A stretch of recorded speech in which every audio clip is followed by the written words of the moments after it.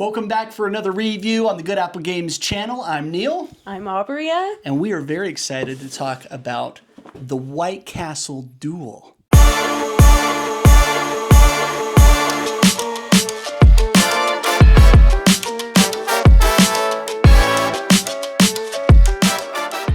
All right, so the White Castle Duel, we're going to link to a how-to video. There's other people out there that do it better than we do. This one's actually pretty involved, I would say, to learn.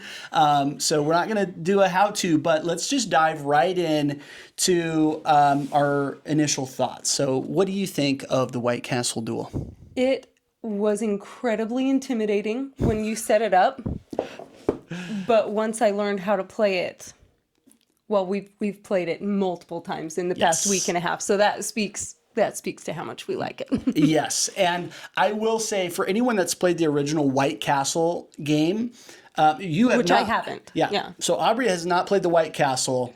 I have played the White Castle one time, and I loved it. The White Castle Duel almost feels like a different game. And so that's one thing that I would say right out of the gate. If you're saying, oh, I've played the White Castle, I don't need to check this out, I would push back on that and say you do need to check it out because it does play so different.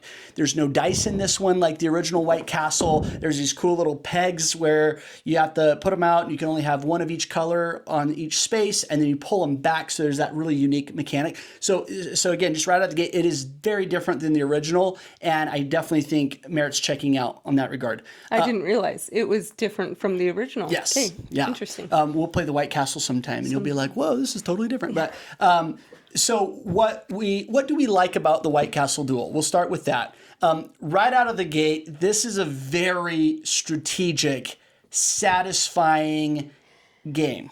Many paths to victory. Yes. And such satisfying choices. You talked about it being similar to Arnak in that way, where it feels like there's almost always a way to get what you want in this game, which is really fun. It's like if I just am strategic enough, I can get there. Which Yes, is fun. I totally agree with that. And it's like some of the most interesting decision making that we've experienced, I would say, recently in a board game. So yeah, it's definitely multiple paths to victory. It's very fun because it almost feels like two games in one. Yes. Because the beginning half of the game, you have 6 little pieces each, 2 of each of the 3 colors that you're placing onto the board. But then the second half, you're pulling them back. Yeah.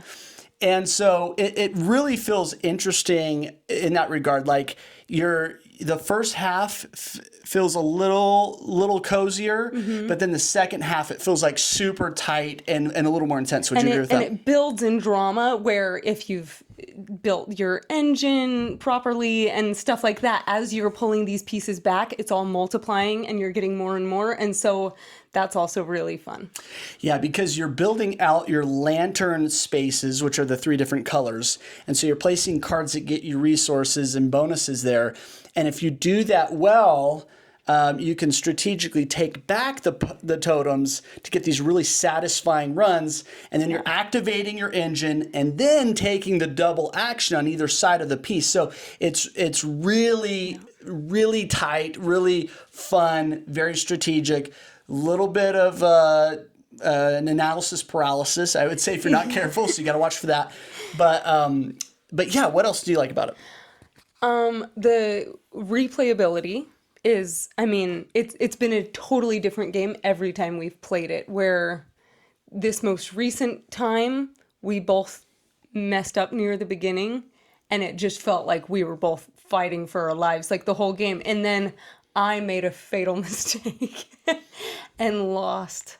But it was like, it's just so fun to see how it turns out differently every time. And even with that, kind of making mistakes, which thankfully we both did, so it wasn't like one of us was running away with the game. I totally thought she was going to win, and then I barely beat her by 6 points. But even with that struggle and that intensity, we ended it, and immediately we're like, let's play We again. need a second one. Which is what we're always looking for in a game. If you end it and the second you're done, you want to play again, that is a telltale That's sign the of a sign good of a game. good game.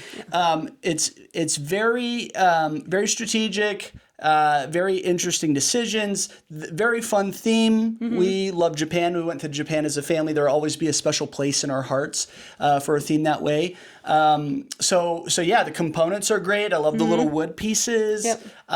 There's a lot of little bits there, and it's a ton of game. It's a very deeply strategic experience for how small of a game you got here, and it's also it's like the ROI for what you're getting out of the game for how much time it takes to. It doesn't take a ton of time to set up. Yeah. But yeah, you're getting that same almost like Arnak CGE level of strategy with a much smaller footprint. Yes.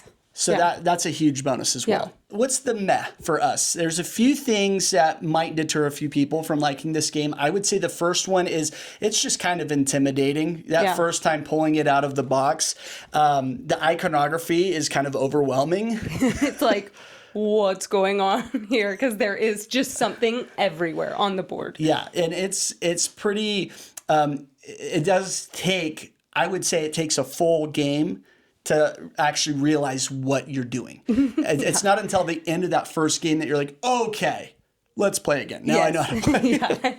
So you're committing to like 45 minutes of not knowing what's going on. But then your future 30 to 45 minutes are going to be really fun. That's right. It's a good investment. I learned this at Dice Tower West. I actually signed up for a slot at the Devir play booth. What do you call that? Teach booth. Anyway, I went, and the first 15 minutes of the teach, I was just like, this is literally what my face was doing. I was like, and I asked like 5 different questions. But once you get the hang of it and you start to know what means what, that a red number means it costs that resource, a black number means you gain that resource. I will say the fan and the mother of pearl icons look a little too similar, and that's a little confusing at first, but that's a minor gripe. I think once you get past that first play, then it's all up from there. Yeah, I think just the time intimidation factor are kind of the con. Yeah. For some people, this might be a little too unforgiving. It is a very tight game. And like you just said, this last time we played, I'd say it was the first 2 turns we took. We kind of made some pretty grave errors in what scoring condition we were going for. Yeah. And then it was like the whole rest of the game we were fighting for our lives. Yes. And so it is very tight and can feel a little unforgiving, which might deter some people. We don't mind that. I would say it just the intensity is kind of fun. It's not a cozy game, but it is a fun game. Yeah, not cozy. We should just record our faces like the next time we play. I'm sure all of our wrinkles are like being formed as we're playing this game. Yeah, it can be just kind of tense and a little stressful, but it is so strategic. Really, it's so good. The payoffs are so good. It is definitely for a certain person that likes heavier, more strategic games. And like you said, it's not cozy at all. Yeah. So who is this game for? We've kind of alluded to this already, but if you are into tighter, strategic Euro-style games and you want something that's a little snappier, a little quick to set up for 2 players, this is a slam dunk. Yes. And would you say this is our go-to date night game? Yes. Yeah, we've got a few favorite dual date night games, and this one's now up there with the rest of them. And this is the heaviest date night 2-player game. Yeah. Some of the other ones, just for context, that we like: King of Tokyo Duel, Splendor Duel. Yeah. Also, Lord of the Rings Duel. Lord of the Rings Duel, of course. That one.